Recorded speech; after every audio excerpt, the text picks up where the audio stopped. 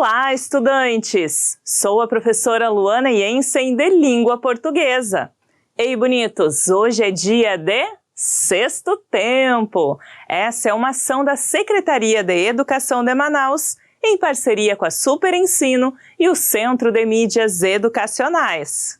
Hoje vamos trabalhar duas lições do nosso livro.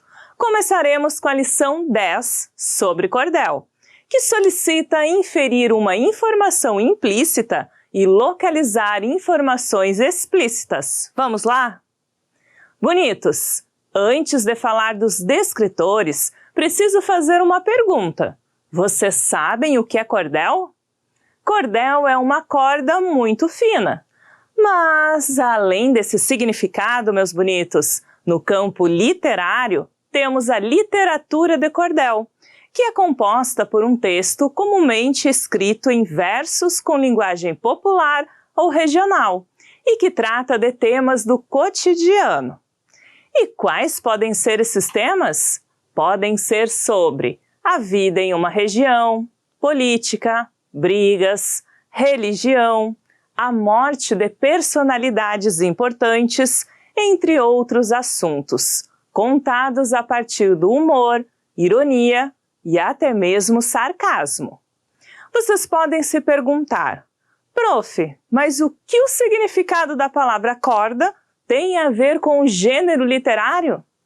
Bonitos! A literatura de cordel recebeu esse nome porque esses textos eram pendurados em cordas para serem exibidos e vendidos ao público. Por isso, a relação da palavra corda com a literatura de cordel. Gostaram de saber essas informações? E agora eu pergunto, vocês lembram da diferença entre informações explícitas e informações implícitas? Caso não lembrem, tudo bem, vamos esclarecer agora. As informações explícitas, bonitos, são aquelas que aparecem de forma direta no texto. Já as informações implícitas são aquelas que não estão escritas no texto, mas podemos inferir, ou seja, deduzir a partir da relação lógica que os dados do texto nos apresentam. Vamos a uma questão modelo para identificar essas características? Abram o livro na página 41 e acompanhem comigo a leitura do cordel, Prefeitura sem prefeito, para respondermos a questão 2 da página 42.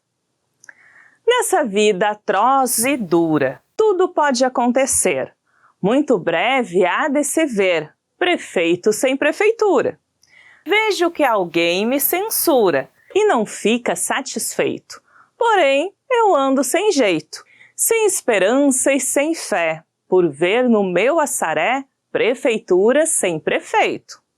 Por não ter literatura, nunca pude discernir se poderá existir prefeito sem prefeitura.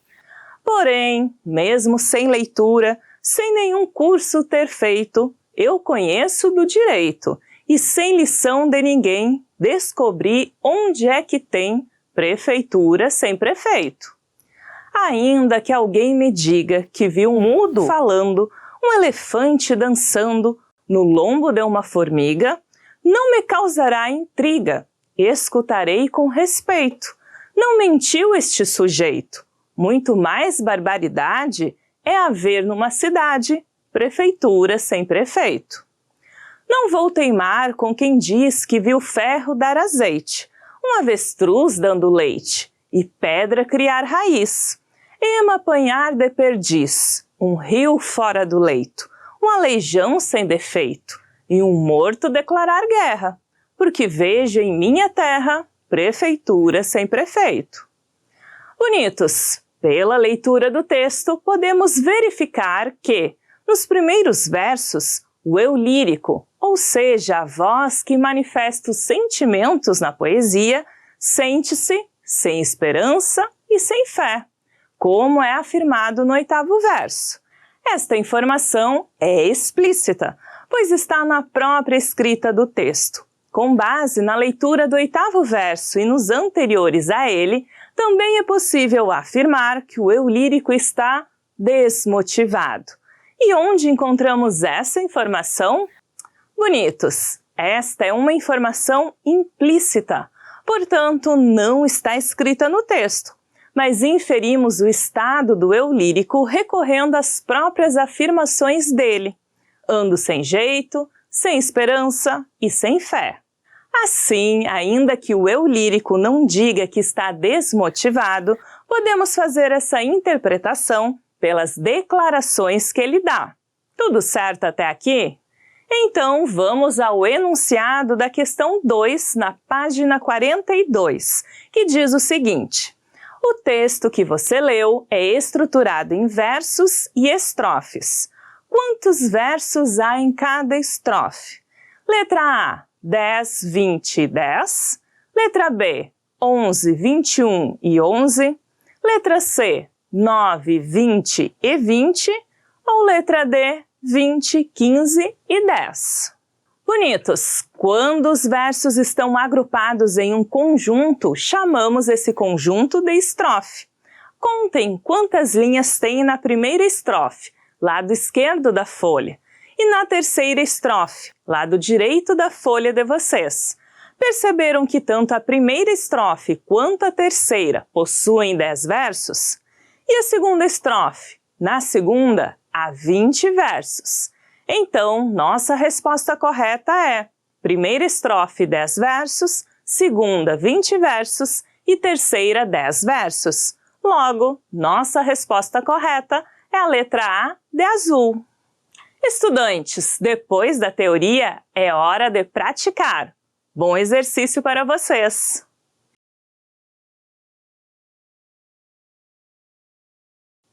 Bonitos, para as questões 1 e 4, teremos como base o mesmo texto, Prefeitura sem prefeito. Assim, continuem com a página 42 aberta para acompanhar o enunciado da questão 1. O poema trata da questão: letra A, religiosa, letra B, política, letra C, econômica ou letra D, ambiental. Tempo na tela.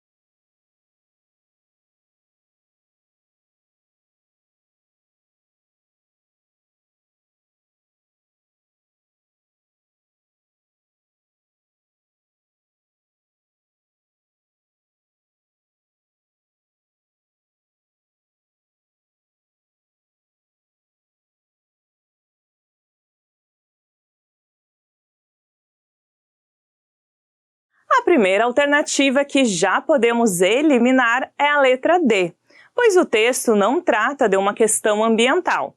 Além disso, o texto não trata de meios de produção, lucro, aumento ou diminuição de bens materiais que estão relacionados à questão econômica.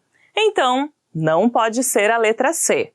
Apesar do eu lírico citar que está sem esperança e sem fé, o texto não fala da fé atrelada a uma religião.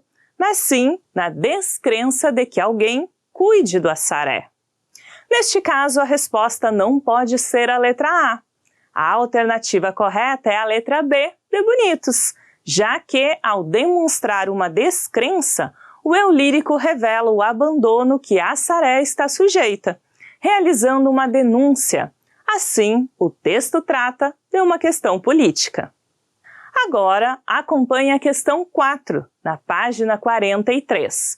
O enunciado diz o seguinte: o eu lírico vê no seu assaré, letra A, um prefeito sem prefeitura, letra B, uma prefeitura sem prefeito, letra C, um aleijão sem defeito, ou letra D, um morto declarar guerra. Agora é com vocês.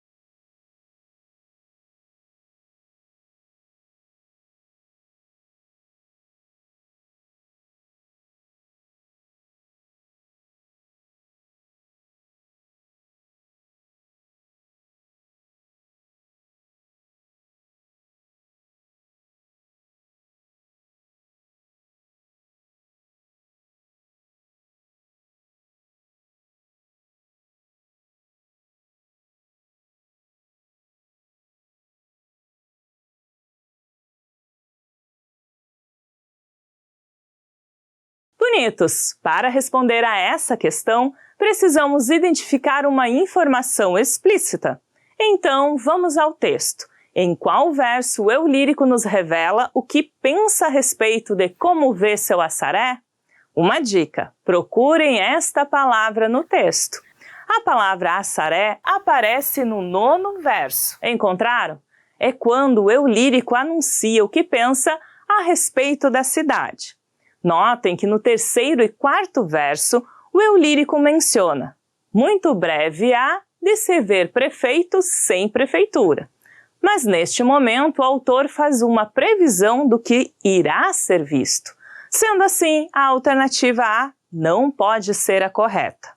Outro ponto importante que devemos analisar na última estrofe é que, ao citar uma legião sem defeito ou um morto declarar guerra, o eu lírico não se refere a Assaré, mas às pessoas que possuem determinadas crenças, o que descarta as alternativas C e D. Logo, nossa alternativa correta é a letra B, uma prefeitura sem prefeito, já que no 8º e 9º verso, o eu lírico diz: por ver no meu assaré, prefeitura sem prefeito. Tranquilo, estudantes? Então vamos à nossa segunda lição do dia. Será a lição 16 sobre receita culinária na página 72. Fiquem atentos à finalidade ou objetivo deste gênero textual, hein? Bonitos, vamos falar um pouco sobre esse gênero? A receita culinária é um gênero textual bastante presente em blogs na internet, livros e revistas impressas ou online. A estrutura desse gênero textual é bem simples. Apresenta título, a lista de ingredientes e o modo de preparo. No modo de preparo, os verbos costumam ser conjugados no imperativo, já que orientam o leitor sobre o passo a passo.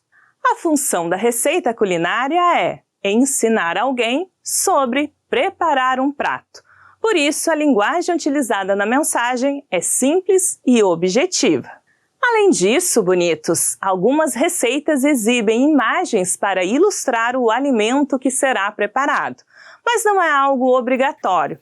As receitas mais elaboradas podem apresentar o rendimento do alimento e até mesmo as calorias.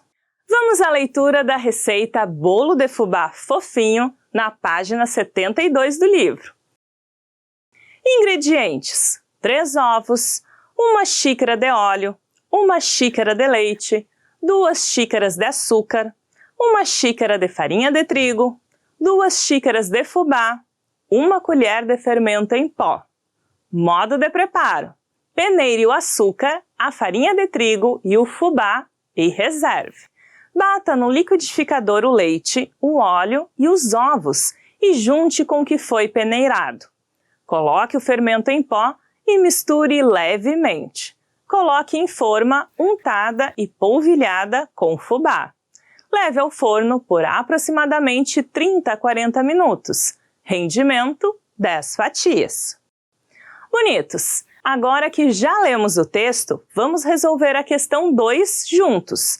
O enunciado diz o seguinte: o objetivo de uma receita culinária é: letra A, ensinar alguém a preparar um determinado prato. Letra B, ensinar como lavar uma louça. Letra C, noticiar um acontecimento sobre receitas. Ou letra D, convidar para uma festa. Estudantes, só de ler as alternativas, já podemos descartar as letras B e D, pois o texto é uma receita e não pretende ensinar como lavar uma louça ou convidar alguém para uma festa, já que não se trata de um convite. A letra C afirma que o objetivo da receita é noticiar um acontecimento sobre receitas, mas noticiar algo é relativo aos gêneros textuais pertencentes ao campo jornalístico, como fazem as notícias. A receita culinária não pretende noticiar um acontecimento, como diz a letra C, mas sim ensinar alguém a preparar determinado prato. Por isso, a resposta correta é a letra A, de azul. Estudantes, depois da teoria, é hora de praticar. Bom exercício para vocês!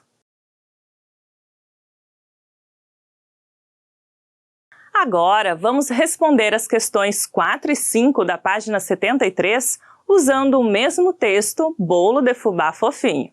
A questão 4 diz o seguinte: e o que é fundamental em uma receita? Letra A, apenas os ingredientes. Letra B, ingredientes e suas medidas. Letra C, a farinha de trigo. Ou letra D, somente o modo de preparo.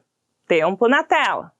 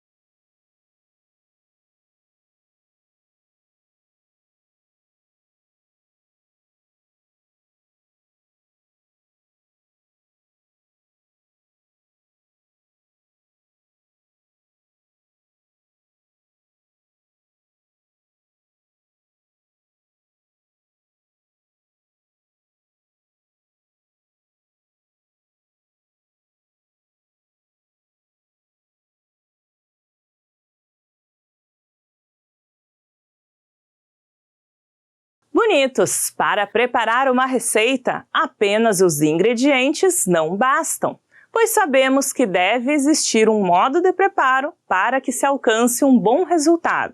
Logo, descartamos a alternativa A. Além disso, a farinha de trigo não é sempre fundamental em uma receita, já que quando se trata de bolos ou outros pratos, existem receitas que são feitas sem esse ingrediente. Então, descartamos também a letra C. Ter em uma receita culinária só um modo de preparo também não é fundamental, considerando que antes de preparar a massa do bolo de fubá, por exemplo, é necessário separar os itens, ou seja, os ingredientes. Assim, descartamos a letra D. Nesse sentido, os ingredientes e suas medidas são fundamentais em uma receita, pois é preciso que, para não errar a forma e o ponto do alimento, o leitor interessado utilize a quantidade certa, nem mais, nem menos. Então, temos por alternativa correta a letra B, de bonitos. Questão 5, na página 73, pede o seguinte: o gênero receita é um texto instrucional, pois tem como finalidade: letra A, medir ingredientes; letra B, cozinhar de forma precisa; letra C, instruir, mostrar o passo a passo; ou letra D, identificar sabores e gostos. Agora é com vocês!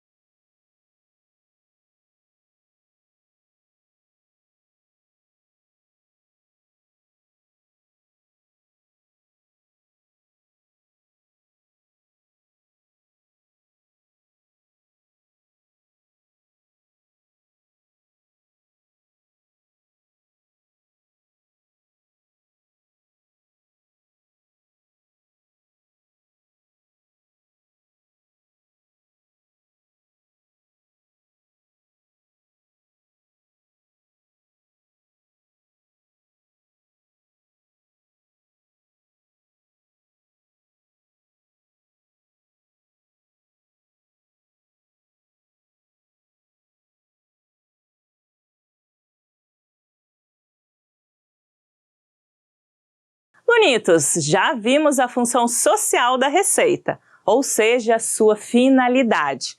E isso nos ajuda a entender com clareza também o que significa um texto instrucional.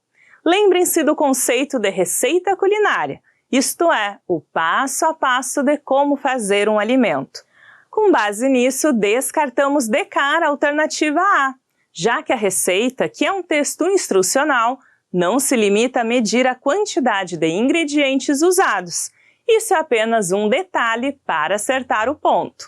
Além disso, identificar sabores e gostos é um processo posterior à realização da receita, ou seja, é o que fazem as pessoas que adoram cozinhar, buscando ver se acertar o ponto ou fizer um prato mais gostoso. Assim, descartamos a alternativa D. As receitas às vezes podem não dar certo, já que o cozinheiro erra o ponto, ultrapassa o tempo e o prato sai de outra maneira. Então a alternativa B está incorreta, ou seja, cozinhar é também impreciso para quem não domina tanto a prática.